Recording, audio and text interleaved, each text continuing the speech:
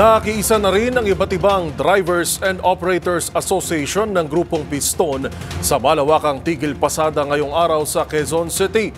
Sigaw ng mga tsuper, kabuhayan pa rin umano nila ang nakataya sa pag-arangkada ng Transport Modernization Program ng pamahalaan.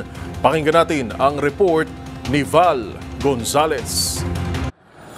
Nasa humigit kumulang 20 mga tsuper na miyembro ng Project 23 Operator and Drivers Association o Projoda ang ngayon na nagsitigil pasada. Pumwesto ang mga Projoda member na mga kaalyado ng Grupong Piston sa kahabaan ng Anonas Street Corner Tindalo Project 2 Quezon City. Ayon kay Mang Artemio Piñero, presidente ng Projoda, sumama ang kanilang grupo sa 2 araw na tigil pasada dahil ang kanilang hanap buhay ang nakataya kapag tuluyan ng umarangkadang Transport Modernization Program ng pamahalaan.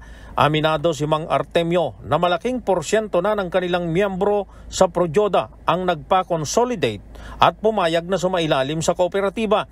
Dati raw ay nasa 80 ang kanilang miyembro pero ngayon ay mahigit na sa kalahati ang nawala. Inabutan din ng DZRH News na sa halip na mangumbinse ng mga kasamahang tsuper ay nanghihingi na lamang sila ng tulong pinansyal mula sa mga sumama sa consolidation para may magamit sila sa 2 araw nilang transport strike. Para sa MBC TV Network News, ako si Val Gonzalez, una sa Pilipinas, una sa Pilipino.